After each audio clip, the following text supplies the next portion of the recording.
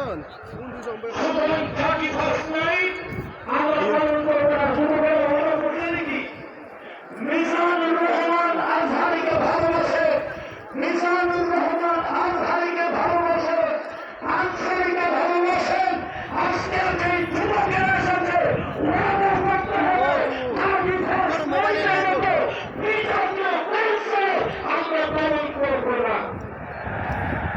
আর সর্বশেষ গভর্নমেন্টের গোয়েন্দা বাহিনী যারা আছে, সরকার প্রশাসনের গোয়েন্দা বাহিনী যারা আছে, তাদের কাছে আমাদের মেসেজ, সচিবালয়ে কোন মিথ্যাফোনের হুমকি আছে ওই মিথ্যাফোনদেরকে খুঁজে বের করে আইনের আওতায় আনতে হবে। সব মিথ্যাফোনগুলো ভারতে বানিয়ে দিতে হবে। আল্লাহ আমাদের সকলের প্রতি রহম করুন। হাযা মা ইনদি والعلم عند الله عليه توكلت وإليه